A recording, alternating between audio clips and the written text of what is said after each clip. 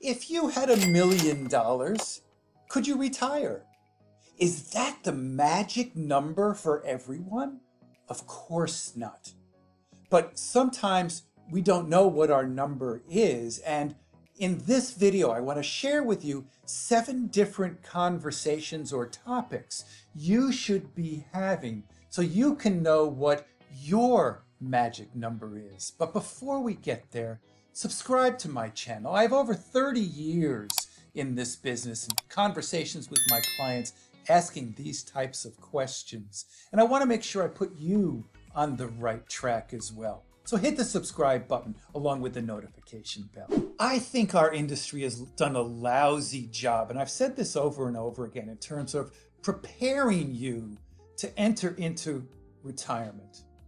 I don't think people actually understand, one, what their number is, that magic number, and more importantly, how much you have to have in order to generate the income you're going to need. A recent study by Charles Schwab indicated that 44% of people think that they do have enough money to retire, that magic number.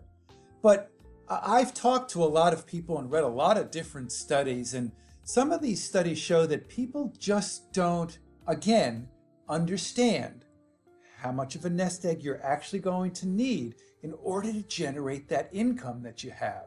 So let me put this a different way, because there was a study done by New York Life, and they asked those people who had $500,000 whether or not they thought they had enough for retirement. And the overriding answer was no. And then they asked them how much they thought they needed for retirement, and they said they thought they needed about $1 million. And then they asked the next group of people, those who had $1 million, whether they thought they had enough money to retire, and their answer was basically no. And the answer to the question, which was how much do they think they need, they said somewhere around 2.4 million. And then they asked the third group, who had $2 million of assets, the same questions. Do you have enough to retire? They said, I don't think so. How much do you need? They thought it was $5 million. So do we know what our number is? And if we even hit $1 million, do we know if that's going to be enough and feel confident, more importantly, that we can transition into retirement?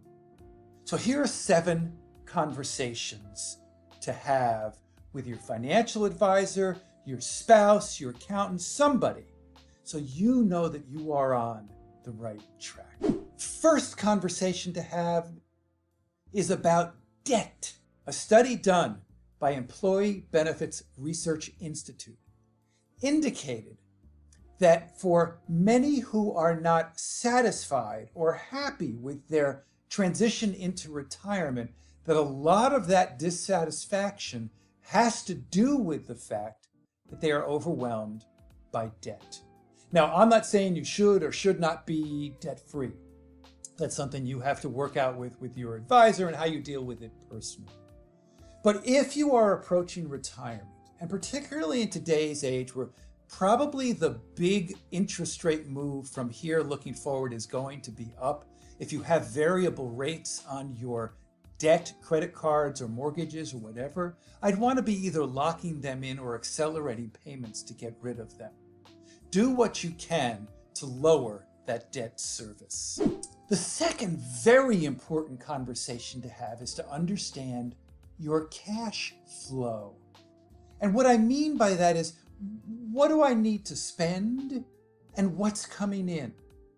So I would Google cash flow worksheet, and I have you and your spouse or partner, if you have one, fill it out, go through the last 6 or 9 months of expenses and get a sense of what it is you are spending and what will change, more importantly, when you go to retire. Like, if you're contributing money to a retirement plan right now, that'll stop. On the other side, if you're looking to travel some more, that may increase. So you just want to get a sense of it, right?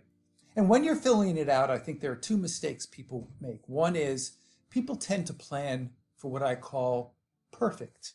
They know exactly what it is, not taking into account what-if scenarios. So I counsel my clients to tell them usually to increase that amount that you think you're going to spend by an additional 10%.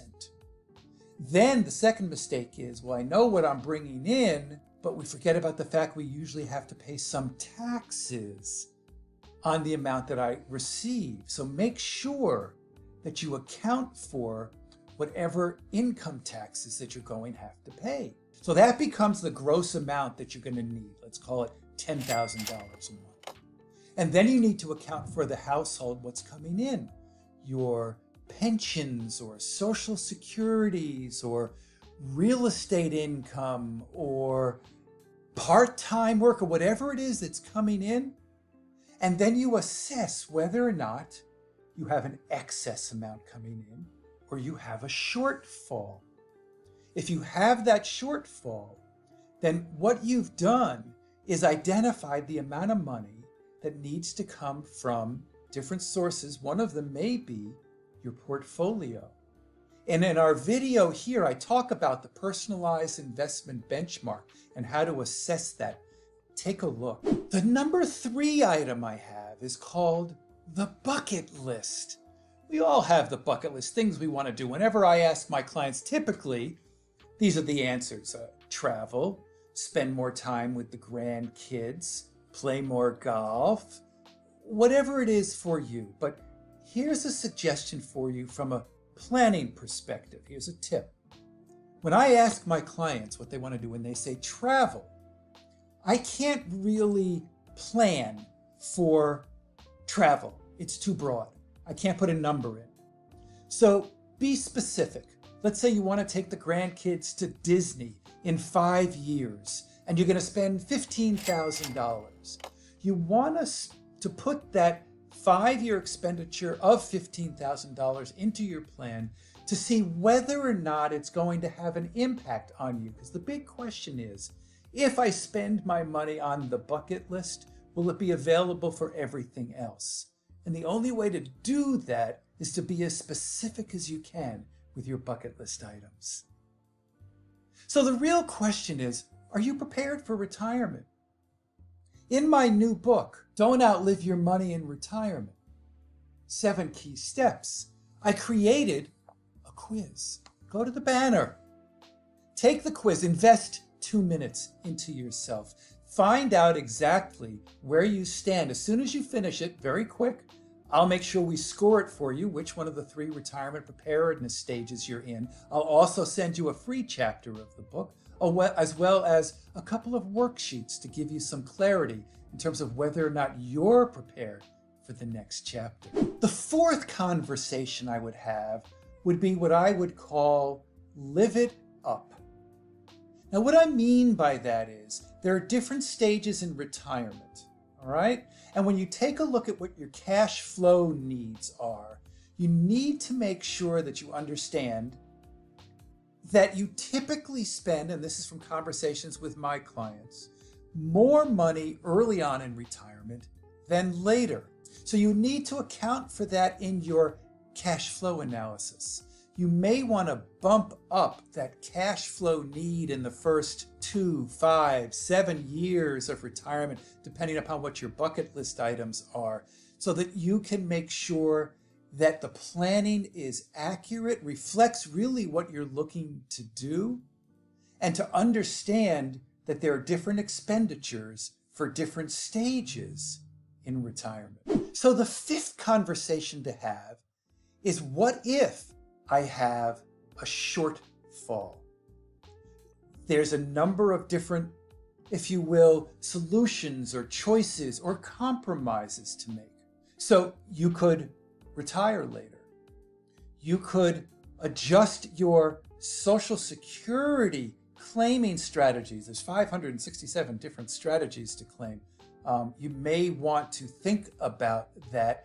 You can also check out this video in terms of the basics of Social Security. You can also look to adjust what your bucket list items are. You may adjust your expenses, how much you may want to reduce the expenses that you're going to have in retirement. You may go and have a part-time job. You may wish to live somewhere else that is cheaper.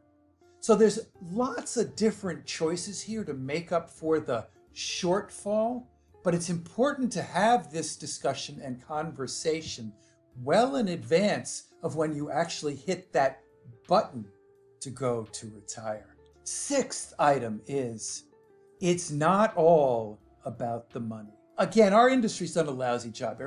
All of it focuses on having lots of money, buying lots of toys, and being happy. That's not how it works. Because the reality is that you've moved away from what I call the business culture. You had a reason to get up in the morning. You had a place to go to work. You had colleagues to talk to around the water bubbler. You were a part of a community. You had an identity. And when you leave the workplace, you leave most of that behind. So now you have to work on replacing that, replacing some structure, having a purpose, recreating an identity, finding out what you're going to do with the rest of your life. That's a huge conversation that we have with our clients. And finally, it's all about the planning. If you truly want to have the confidence to enter into this next chapter, to transition into these next 10, 20, 30 years of retirement, if you want to have that sleep at night, that you can spend what you want when you want to, that you have or you feel you have the financial freedom to do what you want to do, then the very best way to do that in advance of retirement is to do the planning. And more about the 7 steps that we have, take a look at our playlist.